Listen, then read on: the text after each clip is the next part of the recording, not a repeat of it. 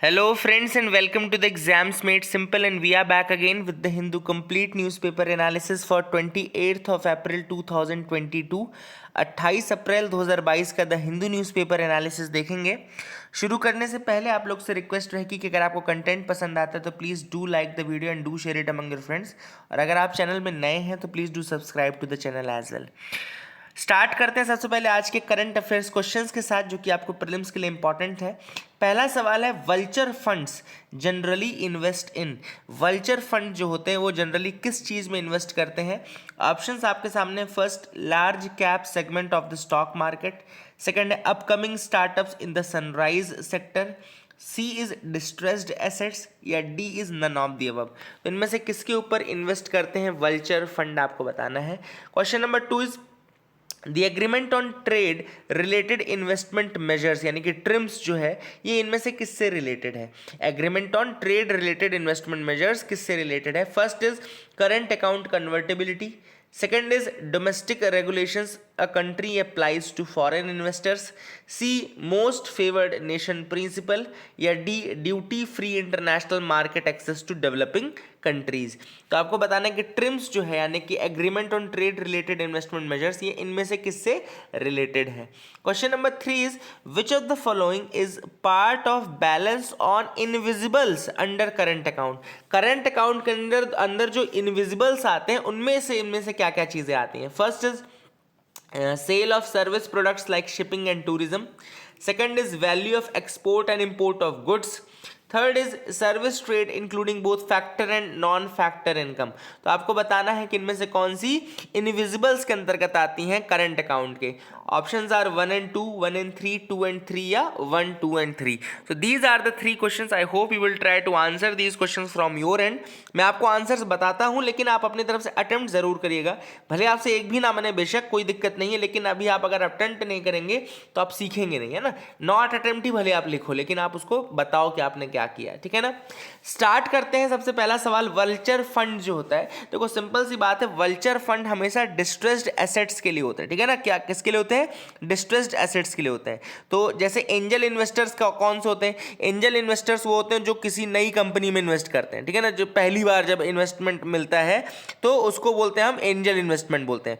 उसी तरीके से जो वल्चर फंड्स होते हैं, वल्चर फंड्स बेसिकली ऐसी सिक्योरिटीज को बाय करते हैं जो कि डिस्ट्रेस्ड इन्वेस्टमेंट्स हो, ठीक है ना। डिस्ट्रेस्ड इन्वेस्टमेंट्स की सिक्योरिटीज़ को बाय करते हैं। जैसे कई बार क्या होता है, बहुत हाई यील्ड बॉन्ड है ना, या फिर डिफॉल्ट के नियर कोई चीज़ है तो उसको बाय करते हैं। तो वल्चर फंड इसलिए बिल्कुल जो बहुत ज़्यादा रिस्की होते हैं और बहुत ज़्यादा वो डिस्ट्रेस्ड एसेट्स होते हैं उनको बाय करते हैं, ठीक है ना। दूसरा जो था question, agreement on trade related investment measures, TRIMS जो है। अब आप सबको पता होगा, देखो 2 एग्रीमेंट है, एक है आपका ट्रिम्स एग्रीमेंट था, एक आपका ट्रिप्स एग्रीमेंट था। ट्रिम्स और ट्रिप्स, ठीक है ना। जिसमें ट्रिप्स वाला जो था वो आईपी यानी कि इंटेलेक्चुअल प्रॉपर्टी राइट्स के ऊपर था, और ट्रिम्स जो वाला जो था वो इन्वेस्टर्स के रिगार्डिंग था, ठीक है ना। तो इसका जो आंसर होगा वो बी होगा, यानी कि domestic regulation a country applies to foreign investors. देखो क्या होता है, जब 2 कंट्रीज डील करती हैं आपस में, तो उसमें एक कंट्री दूसरी कंट्री में इन्वेस्ट करती है। अब उस इन्वेस्टमेंट को प्रोटेक्शन के लिए कुछ रूल्स होंगे, उस इन्वेस्टर के लिए कुछ स्टैंडर्ड गाइडलाइंस होंगी। ये सारी चीज़ें जो है वो ट्रिम्स एग्रीमेंट के अंदर है, यानी कि ट्रेड रिलेटेड इन्वेस्टमेंट मेजर्स के अंतर्गत आती है, ठीक है ना।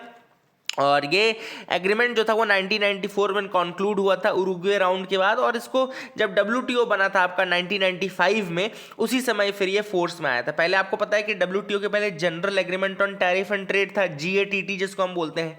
फिर उरुग्वे राउंड 1994 में एंड होते हैं, और उरुग्वे राउंड के साथ ही आपका ये ट्रिप्स और ट्रिम्स कंक्लूड होते हैं। और 1995 में जब WTO का फॉर्मेशन हम मानते हैं, उसी समय से फिर ये फोर्स में आ जाते हैं, ठीक है ना। It's a very important treaty जो ट्रिम्स है। It is one of the 4 major principal legal agreements of WTO trade treaty. तो WTO की ट्रेड ट्रीटी के 4 मेजर जो प्रिंसिपल्स उनमें से एक आपका ट्रिम्स है, ट्रिप्स दूसरा है, ठीक है ना। तो I hope you got clarity regarding that as well.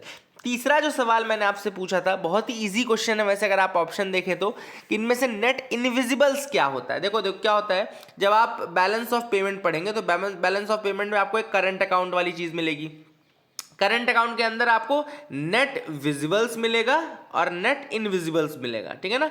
Net invisibles, विजिबल्स के अंदर आते हैं गुड्स, जो ट्रेड होता है ना, यानी कि एक्सपोर्ट इंपोर्ट ऑफ गुड्स होता है, जो प्रॉपर जो गुड्स है वो विजिबल में है, क्योंकि उसमें हार्ड प्रोडक्ट्स जो दिख रहे हैं, प्रोडक्ट्स उनका ट्रेड हो रहा है ना। इसलिए देखो गुड्स वाला तो पहले ही एलिमिनेट हो गया, तो सेकंड तो एलिमिनेट हो ही गया आपका, है ना। सेकंड जैसे ही आपने एलिमिनेट किया तो आपका आंसर तो आ जाता है इस क्वेश्चन का, बिल्कुल आपका आंसर आ जाता है, आपका आंसर 1 और 3 हो जाएगा इस क्वेश्चन में, ठीक है ना। तो गुड्स तो अलग ही घट गए। अब जो नेट इनविजिबल्स है मैं आपको ये बता दूं, नेट इनविजिबल्स में आपका आती हैं जैसे सर्विसेज आपकी आती हैं। अब सर्विसेज में दो सर्विस, एक नेट फैक्टर सर्विसेज हो गई और एक आपकी नेट नॉन फैक्टर सर्विसेज हो गई। तो फैक्टर इनकम में क्या आता है, जैसे आपका फैक्टर्स ऑफ प्रोडक्शन जो हो गए, यानी कि इंटरेस्ट, मतलब ये सॉरी प्रॉफिट जो हो गया, या आपका जो रेंट वेजेस हो गए, या रेंट जो आप पे कर रही है, ये सब इसके अंतर्गत आती है, ये वाली सर्विसेज आती हैं।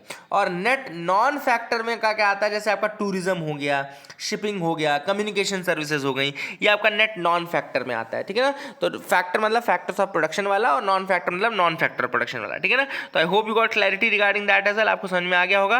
एंड ये 3 सवाल आज के यही हैं। आगे बढ़ते हैं mains question of the day की तरफ। तो पहला आज का mains question of the day है, green hydrogen has a lot of potential but a lot needs to be done to tap that potential. मतलब ग्रीन हाइड्रोजन में बहुत पोटेंशियल है फ्यूचर के लिए, फ्यूचर के एनर्जी सोर्स के लिए, एनर्जी सिक्योरिटी के लिए, एनर्जी सस्टेनेबिलिटी के लिए, एनर्जी अफोर्डेबिलिटी के लिए, लेकिन उसके लिए बहुत कुछ करने की भी ज़रूरत है। पोटेंशियल बहुत है लेकिन करने की ज़रूरत बहुत है। तो इंडिया के रेफरेंस में आपको ये आंसर लिखना है। आज का एडिटोरियल जब आप समझ लेंगे ना तो आप बहुत ही प्यारा आंसर लिख देंगे, ठीक है ना। तो just wait for that answer, आज का एडिटोरियल सुनिए, उसके बाद आपको और ज़्यादा मज़ा आने वाला है, ठीक है ना। स्टार्ट करते हैं आज का न्यूज़पेपर एनालिसिस। पहली न्यूज मैं इकोनॉमी पेज से यानी बिजनेस पेज से बता रहा हूं, सेबी ईजेस ट्रांसमिशन प्रोसेस रूल्स। अब सेबी ने क्या किया है, जो ट्रांसमिशन प्रोसेस होती है उसके रूल्स को थोड़ा सा इजी कर दिया है। पहले क्या था कि जो थ्रेशोल्ड लिमिट थी फॉर सिंप्लीफाइड डॉक्यूमेंट, यानी कि सिंप्लीफाइड डॉक्यूमेंट प्रोसेस, पहले देखो क्या होता है, आप सबको पता है डॉक्यूमेंटेशन बहुत ज़्यादा टफ चीज़ होती है। तो क्या किया था सेबी ने कि 2 लाख तक की अगर सिक्योरिटीज़ हैं, अगर उनका ट्रांसमिशन आपको करना है 2 लाख तक की सिक्योरिटीज़ का, तो सिंप्लीफाइड डॉक्यूमेंटेशन प्रोसेस, तो बहुत सिंपल डॉक्यूमेंट्स लगते थे, सिंप्लीफाइड प्रोसेस बहुत ज़्यादा कम्बरसम नहीं था। तो अब सेबी ने उस सिंप्लीफाइड डॉक्यूमेंट प्रोसेस के अंतर्गत 2 लाख से बढ़ा करके 5 लाख कर दिया। 5 लाख तक की सिक्योरिटी का अगर आपको ट्रांसमिशन करना है तो फिर वो आपका सिंप्लीफाइड प्रोसेस से होगा। अब आपके दिमाग में सवाल आ रहा होगा कि भैया सिंप्लीफाइड प्रोसेस तो हो गई, लेकिन ट्रांसमिशन प्रोसेस क्या है, ट्रांसमिशन होता क्या है। देखो बहुत ही अच्छी चीज़ है, ये आपको नया कंसेप्ट मिलेगा। ट्रांसमिशन जो होता है उसका, ट्रांसमिशन ऑफ सिक्योरिटीज़ का मतलब होता है transferring the ownership of securities to legal heirs और सक्सेसर्स और नॉमिनीज और surviving joint holders by operation of law in case of death of a security holder और इंसॉल्वेंसी और इनहेरिटेंस और लूनेसी ऑफ द मेंबर। तो ये बहुत ही अच्छी चीज़ है ये ट्रांसमिशन ऑफ सिक्योरिटीज़, मतलब कि जब आप ओनरशिप ट्रांसफ़र कर देते हो, ओनरशिप ट्रांसफ़र कर देते हो of securities to legal heirs, उनके लीगल एयर्स को सिक्योरिटी ट्रांसफ़र करो, या सक्सेसर को ट्रांसफ़र करो, या नॉमिनी को ट्रांसफ़र करो, या इन केस ऑफ डेथ, अगर उस व्यक्ति की सिक्योरिटी ओनर की डेथ हो जाए, या उसकी लुनेसी हो जाए उसको, या उसका इंसॉल्वेंसी हो जाए, तो ये बेसिकली जो चीज़ होती है वो ट्रांसमिशन ऑफ सिक्योरिटीज़ कहलाते हैं। मतलब कि एक जनरेशन से जब दूसरी नेक्स्ट जनरेशन या नेक्स्ट शेयर होल्डर या नेक्स्ट जो भी बाय लॉ जिसके पास जानी चाहिए, उसके पास जब जाती है सिक्योरिटीज़, उसको हम बोलते हैं क्या, ट्रांसमिशन ऑफ सिक्योरिटीज़, ठीक है ना। ट्रांसफर ऑफ सिक्योरिटीज़ या ट्रांसमिशन ऑफ सिक्योरिटीज़। अब एक और चीज़ इंपॉर्टेंट, सिक्योरिटीज़ के अंतर्गत क्या क्या चीज़ें आती हैं, तो सेक्शन 2 उसका सब सेक्शन 81 जो है कंपनीज एक्ट 2013 का, and section 2H of the securities contract regulation act 1956 का।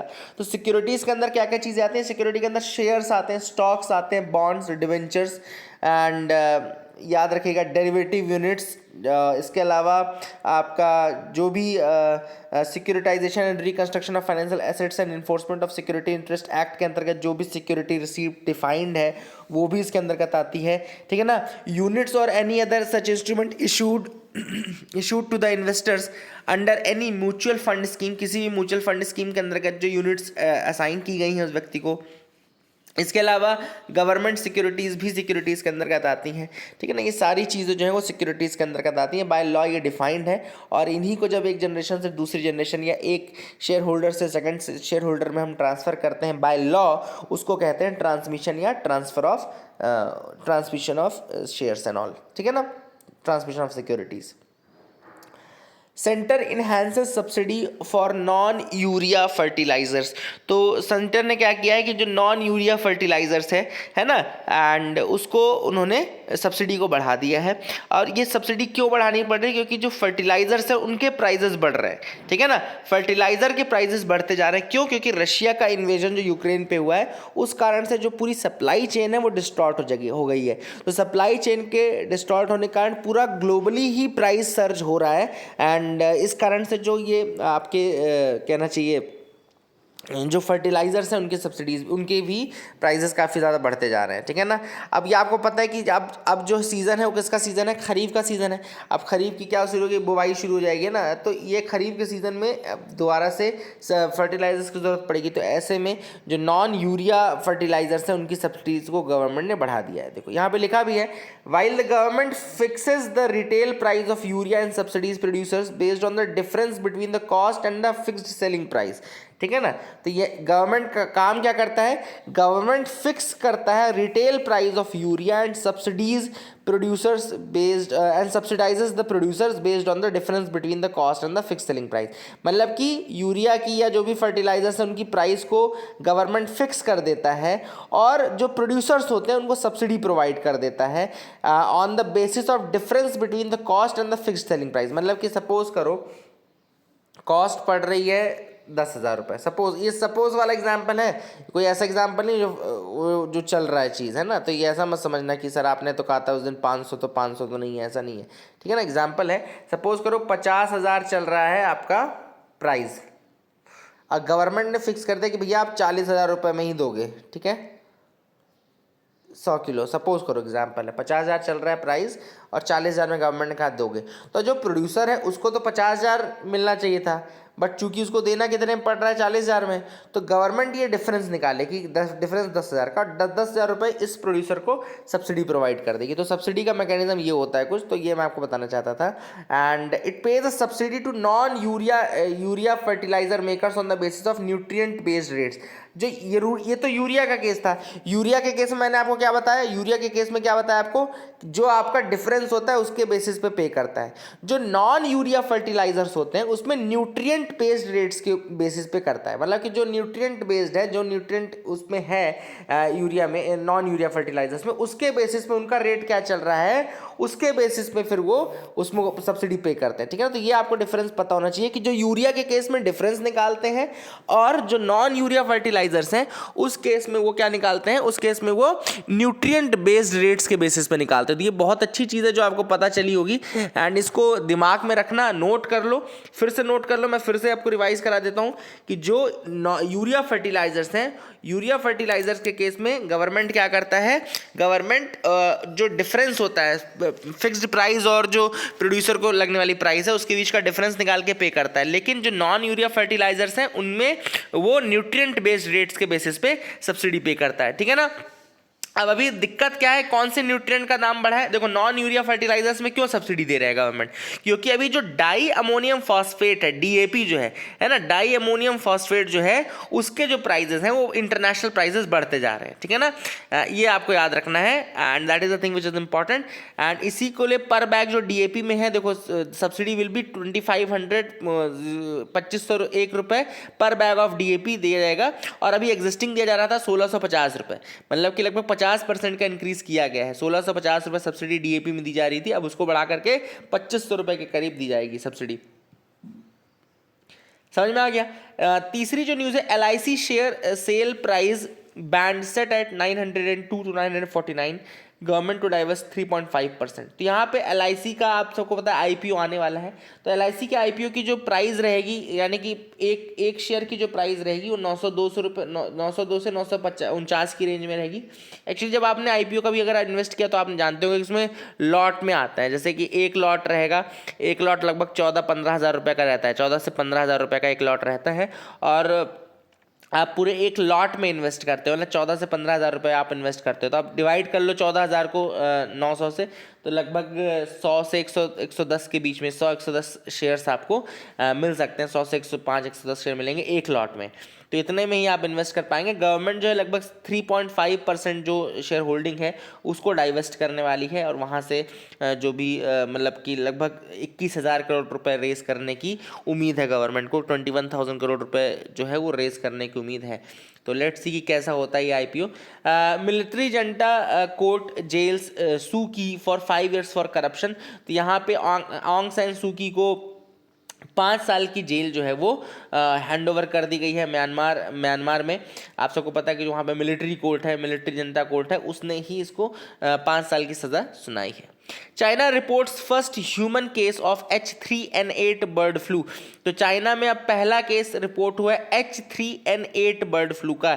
H3N8 ये थोड़ा सा देख लिया करो, H5N1 पूछा हुआ है क्वेश्चन है ना, H5N1 क्वेश्चन पूछा हुआ है। आई थिंक स्वाइन फ्लू वाला क्वेश्चन पूछा था, जो कि स्वाइन फ्लू का क्वेश्चन था। अब इसको याद रखेगा, bird flu H3N8 bird flu, इसमें चाइना में पहला केस मिला है। अब इसमें ह्यूमन जो risk to spread among people, तो इसमें थोड़ा कम है, लेकिन एक्चुअली ये पाया किस में जाता है, ये पाया जाता ज़्यादातर हॉर्सेज एंड डॉग्स में। हॉर्सेज एंड डॉग्स में ये काफ़ी ज़्यादा H3N8 जो वायरस है वो पाया जाता है, ठीक है ना, इसको याद रखिएगा। एंड अभी वहाँ पे एक बच्चे में ज़रूर ये मिला है, लेकिन उसका जो बहुत ज़्यादा चांसेस नहीं है कि ह्यूमन टू ह्यूमन ट्रांसमिशन का, देखते हैं। लेकिन चाइना की कुछ भरोसा भी नहीं चाइना का, क्या करेंगे। Russia stops gas supply to 2 NATO nations. तो आप सबको पता होगा कि रशिया ने क्या किया है, 2 नेटो नेशंस हैं ऐसे, जिसमें कि एक है आपका पोलैंड और दूसरा आपका बुल्गारिया, जिसको कि रशिया ने कहा कि अब मैं आपको गैस जो है वो सप्लाई नहीं करूँगा। तो कई यूरोपियन कंट्रीज़ को भी वार्निंग भी दी है रशिया ने कि भैया ठीक है, अगर आप ज़्यादा वेपनरी और ये सब भेजोगे यूक्रेन को और ज़्यादा उसकी मदद करने के लिए आओगे, तो मैं किसी भी तरीके से आपको गैस और ये सब नहीं दूंगा। हालांकि यूरोपियन कंट्रीज़ बहुत ज़्यादा डिपेंडेंट है, उन्होंने ये कहा है कि ये एक तरीके से ब्लैकमेल करने की कोशिश की जा रही है रशिया के द्वारा, बट ठीक है, सही है, वो करेगा ही, वो तो है ना। तो पोलैंड जो है वो मेजर गेटवे है for the delivery of weapons to Ukraine. Poland का यूज़ किया जा रहा है यूक्रेन में वेपन डिलीवरी करने के लिए। साथ ही साथ जो बुल्गारिया है वो भी एक नए लिबरल गवर्नमेंट के अंतर्गत है, तो उसने भी काफ़ी टाइज जो है वो मॉस्को के साथ तोड़ने की कोशिश की है। तो इसी कारण से जो गाज है वो गिरी है किसके ऊपर, पोलैंड और बुल्गारिया के ऊपर, ठीक है ना। और नेटो के बारे में आपको थोड़ा सा बता दूं कि नेटो जो बना था वो नॉर्थ अटलांटिक ट्रीटी ऑर्गेनाइजेशन बोलते हैं इसको। एक इंटर गवर्नमेंट मिलिट्री अलायंस है जिसमें 30 मेंबर्स हैं, 30 मेंबर्स आर देयर, जिसमें से 28 मेंबर यूरोप के हैं एंड 2 जो हैं वो नॉर्थ अमेरिका के मेंबर्स हैं। याद रखिएगा 28 मेंबर्स यूरोप के हैं और 2 मेंबर्स जो हैं वो नॉर्थ अमेरिका के हैं, और नॉर्थ अटलांटिक ट्रीटी ऑर्गेनाइजेशन उसको बोलते हैं। और ये बना था 4 अप्रैल 1949 को, 4 अप्रैल 1949 को ये बना था। That is another thing which is important, I hope you got clarity. एक मिलिट्री अलायंस है ये, याद रखिएगा, ये एक तरीके का मिलिट्री अलायंस है। और इसका जो आर्टिकल 5 है वो कहता है कि अगर आप एक नाटो मेंबर के ऊपर अटैक करोगे तो सारे नाटो मेंबर आपके ऊपर अटैक करेंगे, सबके ऊपर अटैक माना जाएगा। आर्टिकल 5 बोलता है इसका हेडक्वार्टर ब्रुसेल्स बेल्जियम में है। इसका हेडक्वार्टर कहाँ पर है, ब्रुसेल्स बेल्जियम में है। That is these are the things which are important, I hope you got clarity regarding that. तो ये आपको समझ में आना चाहिए, ठीक है ना। These are the things which are important.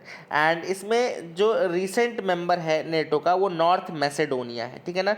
याद रखिएगा जो रिसेंट मेंबर है, सबसे रिसेंट मेंबर है कौन सा है, North Macedonia, MACE Macedonia, DONI है, ठीक है ना। तो नॉर्थ मैसेडोनिया इसका रिसेंट मेंबर। तो I hope you got clarity regarding these facts, आपको समझ में आ गया होगा। आगे मूव करते हैं। Jammu Kashmir hydroelectric project approve. यहाँ पे एक प्रोजेक्ट का नाम है क्वार हाइड्रोइलेक्ट्रिक प्रोजेक्ट, इसको याद रख लीजिएगा, क्वार हाइड्रोइलेक्ट्रिक प्रोजेक्ट। ये कहाँ पर है, चेनाब रिवर में है, Kishtwar district of Jammu and Kashmir. याद रखिएगा क्वार हाइड्रोइलेक्ट्रिक प्रोजेक्ट कहाँ पर है, चेनाब रिवर पे है, Kishtwar district of Jammu and Kashmir में लोकेटेड, ठीक है ना। तो ये एक इंपॉर्टेंट चीज़ है, याद रखिएगा। एक मैप आप लोग को दिखाना था मुझे कोल फील्ड्स का, क्योंकि चूंकि कोल आप सबको पता है शॉर्टेज इंडिया में हो गया है ना। तो थोड़ा सा लोकेशंस अगर आपको दिमाग में रहेंगी तो आप हो सकता है क्वेश्चन पूछ ली यूपीएससी। तो जैसे ये सिंगारेनी आपको दिख रहा होगा, ये तेलंगाना वाला रीजन देखो, तो सिंगारेनी आपको दिख रहा होगा। सिंगारेनी एक्चुअली में तेलंगाना में पड़ता है इस समय, और Singareni one of the oldest कह सकते हो, बहुत ही अच्छी एक one of the most famous mines हैं इंडिया की। तो सिंगारेनी आप याद रखिएगा। फिर आपको एक कोल फील्ड दिखेगी, कोल माइन दिखेगी, यहाँ पे कोल माइन दिखेगा, सॉरी कोल माइंस की हम बात कर रहे हैं, कोल माइन और फील्ड दोनों। तो सिंगारेनी के साथ साथ आपको यहाँ पे नैवेली, एक जो तमिलनाडु में नैवेली है वो दिख रहा होगा। सिंगारेनी तेलंगाना, नैवेली आपको दिख रहा होगा जो कि तमिलनाडु में है। तालचेर, तालचेर आपका यहाँ पे जो उड़ीसा वाला पोर्शन है तालचेर वहाँ पर है। कोरबा आपका छत्तीसगढ़ में है। बोकारो झारिया आपका झारखंड में है। और रानीगंज आपका वेस्ट बंगाल में। रानीगंज कहाँ पर है? वेस्ट बंगाल में है। सिंगरौली आपका मध्य प्रदेश में है, सिंगरौली मध्य प्रदेश में है, ठीक है ना। सिंगारेनी आपका जो कोल फील्ड्स हैं वो तेलंगाना वाले रीजन में है, और यहाँ पे नाइवेली जो है वो तमिलनाडु में है। तालचेर आपका उड़ीसा में है। कोरबा आपका छत्तीसगढ़ में है। बोकारो झारिया झारखंड में है। और रानीगंज आपका कहाँ पर है? आपका वेस्ट बंगाल में। रानीगंज वेस्ट बंगाल में है। आई think Raniganj is very old, है ना। सबसे बड़ी झारिया की है और सबसे पुरानी आई थिंक रानीगंज है। Raniganj is the oldest and आपकी I think Jharia is the biggest one, है ना। तो I hope you will remember these facts as well. अगली न्यूज़ देखो, plan for 4G upgrade in LWE areas. तो लेफ्ट विंग एक्सट्रीमिज्म के जो एरियाज हैं वहाँ पे प्लान चल रहा है BSNL का कि वो अपग्रेड करेंगे 4G सर्विसेज को, ठीक है ना। तो BSNL जो है वो अगले 5 सालों के लिए और साइट को मेंटेन करेगा, and they are trying to upgrade for the 4G services in the left wing extremism areas. And ये यूनियन कैबिनेट ने अप्रूव किया है यूनिवर्सल सर्विस ऑब्लिगेशन फंड का जो प्रोजेक्ट है, USOF यानी कि यूनिवर्सल सर्विसेज ऑब्लिगेशन फंड का ये प्रोजेक्ट है, उसको अप्रूव करते हुए कहा है। अब यहाँ पे 2G से 4G में अपग्रेड किया जाएगा लेफ्ट विंग एक्सट्रीमिज्म में एरियाज में। यूनिवर्सल सर्विसेज ऑब्लिगेशन फंड का प्रोजेक्ट है। थोड़ा सा आपको बता दूं, यूनिवर्सल सर्विस ऑब्लिगेशन फंड जो है वो एक्ट ऑफ पार्लियामेंट के द्वारा बनाया गया था और इस्टेब्लिश किया गया था 2002 में, अप्रैल 2002 में, under the Indian telegraph amendment act 2003। याद रखेगा, इसको उस समय इनिशिएट किया गया था बनाने की प्रोसेस, और इंडियन टेलीग्राफ अमेंडमेंट एक्ट 2003 के अंतर्गत ये बना है। यूनिवर्सल सर्विसेज ऑब्लिगेशन फंड इसको हम बोलते हैं।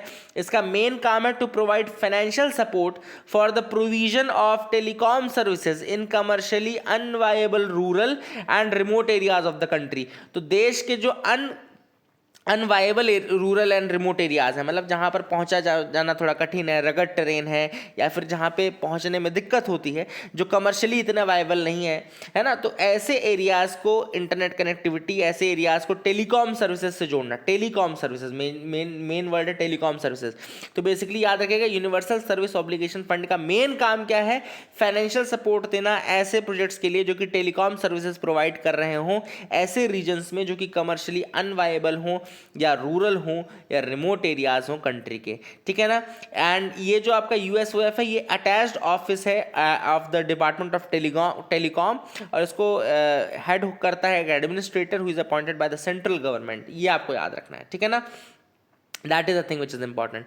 और 2003 का इंडियन टेलीग्राफ अमेंडमेंट एक्ट उसके अंतर्गत इसको बना दिया गया था। तो I hope you got clarity, ये आपको समझ में आ गया होगा। आगे मूव करते हैं, देखते हैं और क्या इंपॉर्टेंट आर्टिकल्स हैं जिसके बारे में देखना है। A look at the child and adolescent health care system. तो यहाँ पे ऑथर ने बात की जो कि जो चिल्ड्रन और एडोलसेंट्स हैं उनकी हेल्थ के ऊपर एक इंटरवेंशन की ज़रूरत है ना, क्योंकि obviously they are the future of this country, और उनकी हेल्थ अगर अच्छी रहेगी तो हमको ज़्यादा अच्छे ह्यूमन रिसोर्सेज मिलेंगे। We will get much better human resources once we make sure that the health of adolescent and young childrens are good in this is good in this country, है ना। तो ये सारी चीज़ ऑथर ने यहाँ पे बोली है। ऑथर ने इसके लिए जो सजेस्ट किया है वो कहा है कि स्ट्रक्चरल रिफॉर्म्स जो है उनकी ज़रूरत है ना, to improve the quality of the health care facilities. Structural reforms are needed. अब स्ट्रक्चरल रिफॉर्म्स में ऑब्वियसली बात है इंफ्रास्ट्रक्चर की ज़रूरत है ना, जो वैकेंसीज़ खाली हैं उनको भरने की ज़रूरत है, जो हेल्थ फैसिलिटीज़ में कमी है, जो प्राइमरी हेल्थ सेंटर्स मिसिंग है ना, उन सबको करना है, स्पेशली आफ्टर द पैंडेमिक। आपको देखना है कि पैंडेमिक के बाद और ज़्यादा ज़रूरत है, ठीक है ना।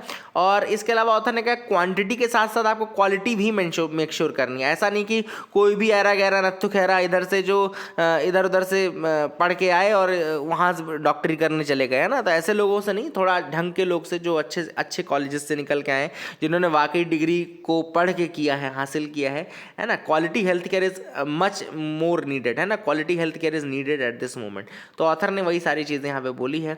इसके अलावा ऑथर ने कहा है कि ऑब्वियस सी बात है, न्यूट्रिशन पे ध्यान देना है। जो जो चीज़ें इंपॉर्टेंट है, एरियाज कौन कौन से हैं, एडोलसेंट और चाइल्ड हेल्थ के कौन कौन से एरियाज इंपॉर्टेंट है।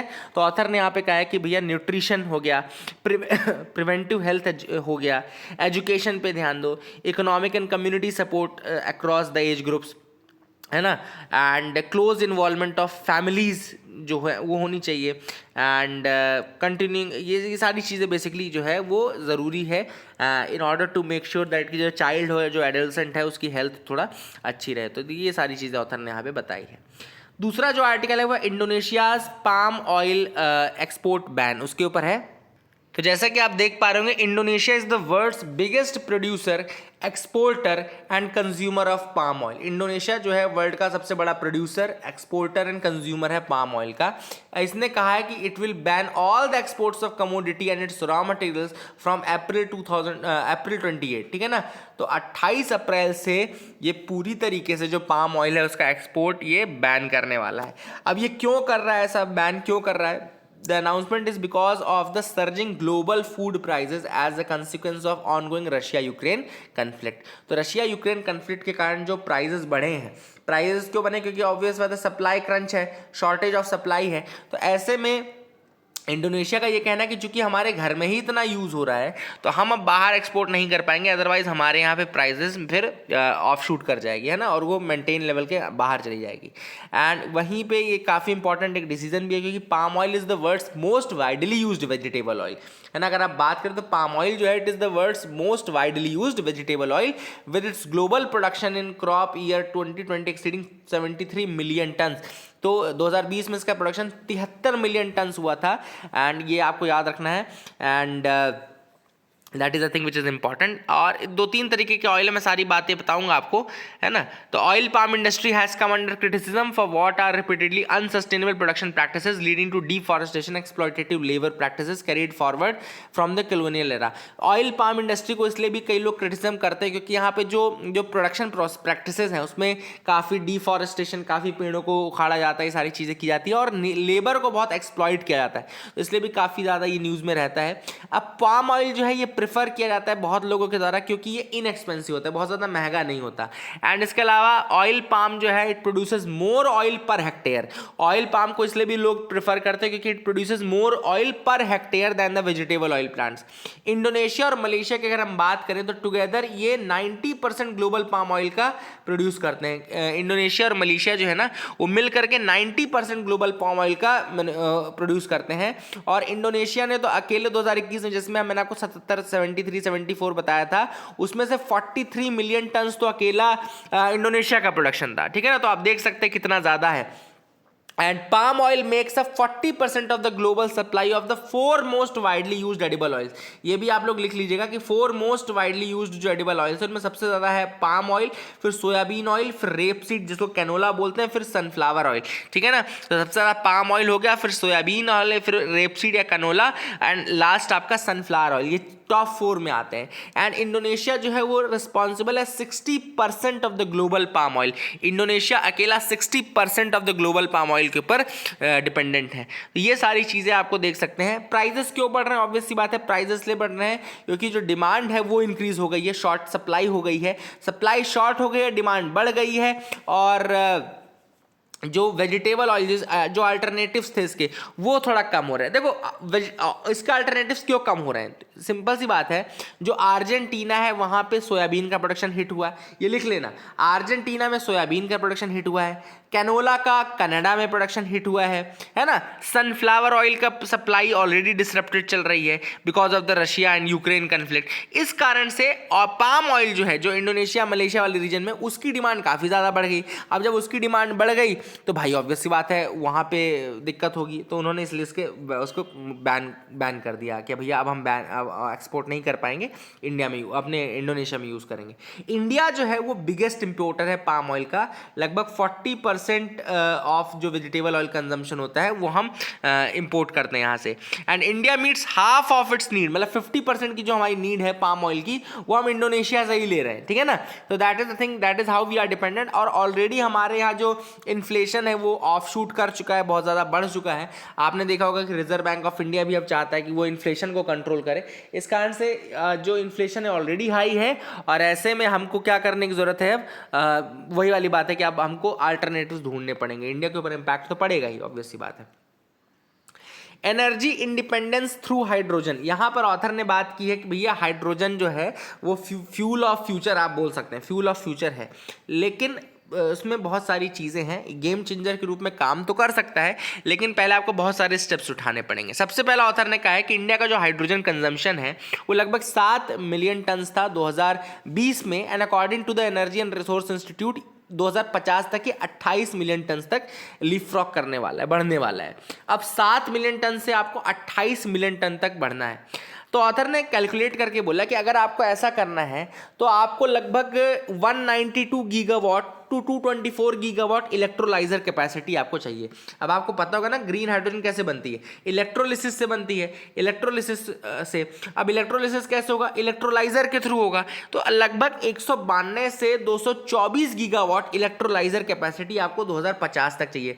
मैं आपको आज बता रहा था ना ऊपर, पहला जो क्वेश्चन मैंने आपको दिया है कि पोटेंशियल बहुत है, लेकिन उतना ही इसमें एफर्ट्स भी लगाने की जरूरत है, सिर्फ पोटेंशियल से काम नहीं चलेगा। तो एफर्ट्स की अब हम बात कर रहे हैं कि लगभग 192 टू 224 गीगावाट इलेक्ट्रोलाइजर कैपेसिटी आपको चाहिए 2050 तक, अगर आपको ग्रीन हाइड्रोजन प्रोड्यूस करना है तो, ठीक है ना। आज प्रेजेंट में अगर हम इलेक्ट्रोलाइजर कैपेसिटी देखें तो ये जस्ट 300 मेगावाट्स है। अब आप सोचो कि जितनी present global electrolyser capacity 300 megawatt है, उसका लगभग 640 टू 750 टाइम्स ज़्यादा आपको इलेक्ट्रोलाइजर कैपेसिटी 2050 तक चाहिए। तो आपको एफर्ट्स तो लगाने पड़ेंगे। दूसरा, अगर आप देखें तो इलेक्ट्रिसिटी डिमांड है लगभग ये जो लगभग 1500 टू 1800 टेरा वाट आवर्स तक है, तो मतलब हाइड्रोजन प्रोडक्शन से ही आप उसको मीट कर लेंगे, ठीक है ना। तो बहुत ज़्यादा जो इलेक्ट्रिसिटी डिमांड होने वाली है उसको आप हाइड्रोजन प्रोडक्शन से कर सकते हैं, लेकिन इसके लिए आपको 110 to 130% of its current total electricity generation 2050 तक करना पड़ेगा। मतलब कि अभी जो इलेक्ट्रिसिटी जनरेट हो रही है उसकी 110 से 130% ज़्यादा इलेक्ट्रिसिटी जनरेशन आपको 2050 तक करना पड़ेगा। इसलिए आपको एक प्रॉपर रोड मैप चाहिए, प्रॉपर आपको जो ये एनर्जी डिमांड है, इलेक्ट्रोलाइजर की डिमांड है, ये सारी चीज़ आपको करने की ज़रूरत है। प्लस 1 किलो हाइड्रोजन के प्रोडक्शन में जो इलेक्ट्रोलिसिस होता है तो लगभग 9 लीटर्स ऑफ वाटर यूज होता है। 1 किलो 1 kg ऑफ हाइड्रोजन का प्रोडक्शन अगर आप कर रहे हैं वाटर से तो 9 kg of water is used, है ना। तो 9 litres of water is used. तो आप समझ लीजिए कि वाटर स्केर्स रीजन में तो आप हाइड्रोजन को प्रोड्यूस नहीं कर सकते, वाटर स्केर्स रीजन में आप नहीं करेंगे। तो आपको ये भी देखना पड़ेगा कि आप जिस रीजन में ये प्लांट लगा रहे हैं या जहाँ पे भी कर रहे हैं वो वाटर स्केर्स रीजन ना हो। इसके बाद ऑथर ने कहा कि जो हाइड्रोजन है वो 3E यानी कि energy security, energy sustainability and energy access तीनों को फुलफिल करता है। एक्सेस भी प्रोवाइड करेगा, सस्टेनेबिलिटी भी प्रोवाइड करेगा और सिक्योरिटी भी प्रोवाइड करेगा। एंड लेकिन ऑब्वियस सी बात है इसमें थोड़ा सा आपको एफर्ट्स लगाने पड़ेंगे, और ये इकोनॉमिक अपॉर्चुनिटी भी प्रोवाइड करता है कि इंडिया जो है वो हाइड्रोजन के फील्ड में एक वर्ल्ड लीडर के रूप में भी आ सकता है। जो प्राइम मिनिस्टर का विजन है उसको अगर हम देखें तो इंडिया एक वर्ल्ड लीडर के रूप में भी हाइड्रोजन के फील्ड में आ सकता है। अब ऑथर ने यहाँ पे डिमांड साइड और सप्लाई साइड के लिए 5 पॉइंट दिए हैं। तो जैसे उन्होंने पहला किया है कि क्रिएट इनिशियल डिमांड, यानी कि एक आप इनिशियल डिमांड स्टार्ट करो, क्रिएट करो, ताकि बेसिकली जैसे कि रिफाइनिंग एंड फर्टिलाइजर्स फील्ड में, है ना, ताकि लोगों को मौका मिले और लोग ऐसे इसमें आने की कोशिश करें, डिमांड आप बढ़ाओ। सेकेंड है industries manufacturing low emission hydrogen based product inter alia green steel and green cement need to be incentivised by the government policies.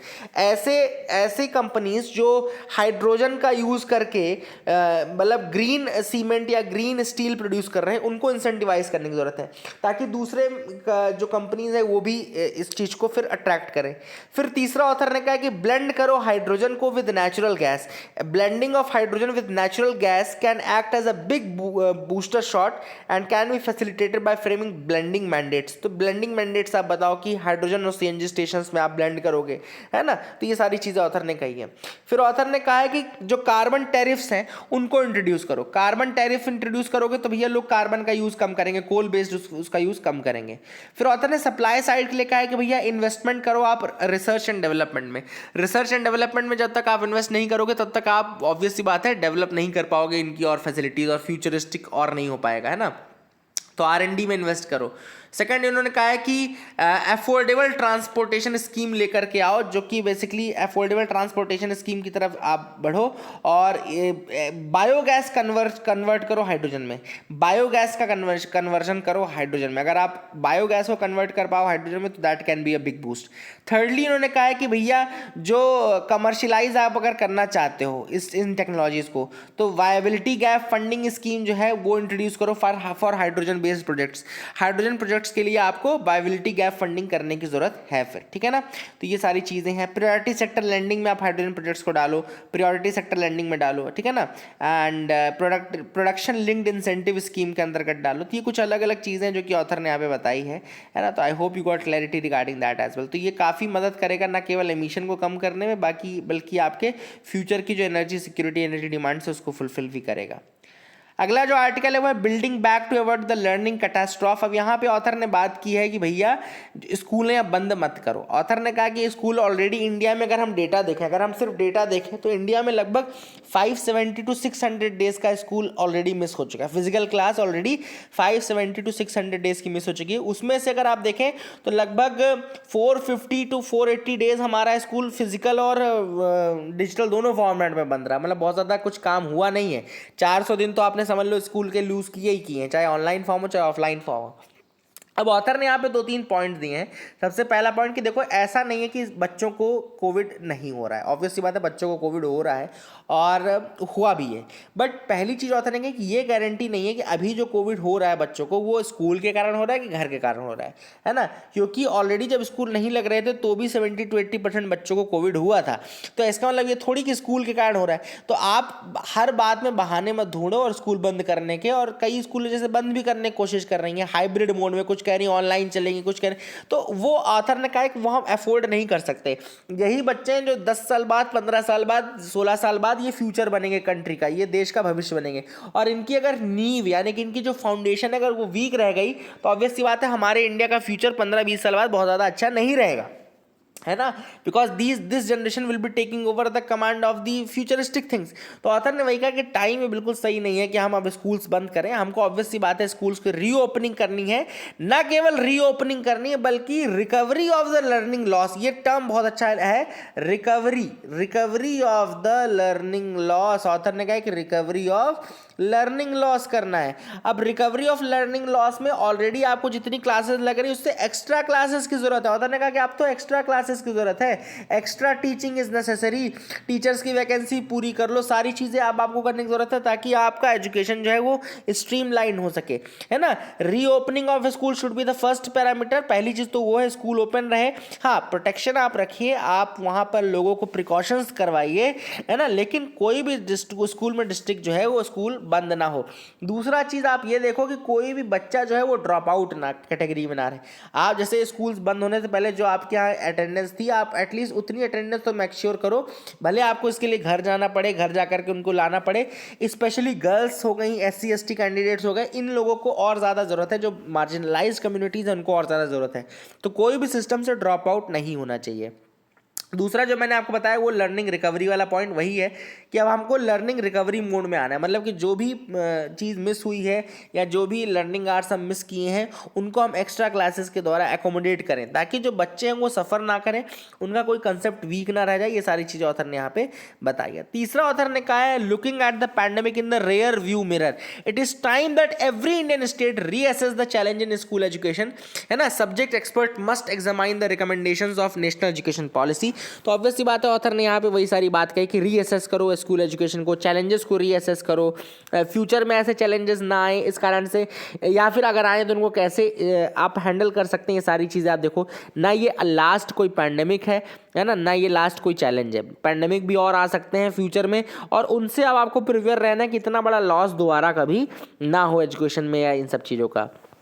इसके अलावा ऑथर ने कहा स्पेंडिंग, जो गवर्नमेंट की स्पेंडिंग है उसको बढ़ाने की जरूरत है। ऑब्वियसली बात है, अगर आप ये सारी चीज़ें देखोगे तो आपको स्पेंडिंग बढ़ाने की, तो मैंने एक चीज़ देखी है कि गवर्नमेंट जो है वो स्कूलों से एक्सपेक्टेशन बहुत करती है। गवर्नमेंट, भैया गवर्नमेंट की टीचर ये करें, गवर्नमेंट की टीचर वो करें, है ना। माई मदर इज मतलब is associated with this only, government schools and all. तो मैंने ये चीज़ बहुत बचपन से देखी कि गवर्नमेंट बहुत ज़्यादा एक्सपेक्टेशन करके रखती है टीचर्स के साथ कि भैया आप स्कूल जाएँ, आप घर जाएँ, घर जाएं, लेकिन उस बेसिस पे उनको एक भी इंफ्रास्ट्रक्चर प्रोवाइड नहीं किया गया है ना। अगर मतलब वो सोच भी, मैं बताऊं, गवर्नमेंट स्कूल सोच भी नहीं सकते हैं कि उनके यहाँ एक कूलर भी लगाओ। इतनी गर्मी है, अगर 40 से 41 डिग्री टेम्परेचर है, तो गवर्नमेंट स्कूल में क्लास 1 ऑफिसर, क्लास 2 ऑफिसर जो होते हैं वो सब बैठे रहते हैं बिल्कुल गर्मी में, बच्चे इतने बैठे रहते हैं बिल्कुल गर्मी में, एक कूलर आप नहीं मांग सकते, एक आप एसी नहीं लगवा सकते, है ना। ये सारी चीजें जो है वो प्रॉब्लमैटिक है। आप उनसे डिमांड करें को अपना बेस्ट प्रोवाइड करें, भाई किसका मन करेगा ऐसे में पढ़ने का और किसका मन करेगा ऐसे में पढ़ाने का। तो ऑब्वियस सी बात है, जो ये सारे चैलेंजेस है ना, इंफ्रास्ट्रक्चरल हर्डल्स हैं, ये आप गवर्नमेंट को ये अपनी तरफ से सोचना चाहिए।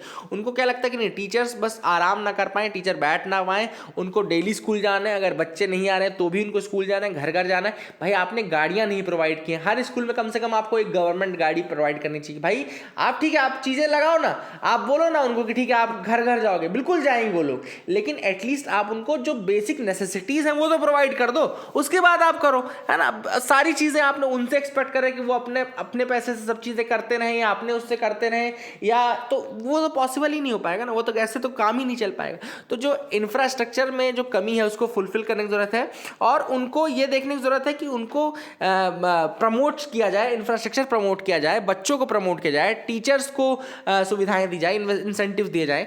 फिर ऑथर ने कहा मिड डे मील सर्विसेज जो है वो रिज्यूम हुई है। तो ऑथर ने कहा है कि ये चीज़ मेक श्योर करना कि ये किसी भी तरीके से बंद ना हो, क्योंकि मिड डे मील दो काम करता है, एक तो न्यूट्रिशन प्रोवाइड करता है, दूसरा बच्चों को होल्ड करता है जो लोग अफोर्ड नहीं कर सकते। तो that is the thing which is important. Author ने वही कहा है कि ये सारी चीज़ें इंपॉर्टेंट है, अगर गवर्नमेंट इनमें ध्यान दे और स्कूल सिस्टम को दोबारा से रिकवरी मोड पे लाए तो बेनिफिट होगा सबका। तो that is what has been said by the author in this article. अब SSLV के बारे में था, तो मैं आपको थोड़ा सा बता दूं।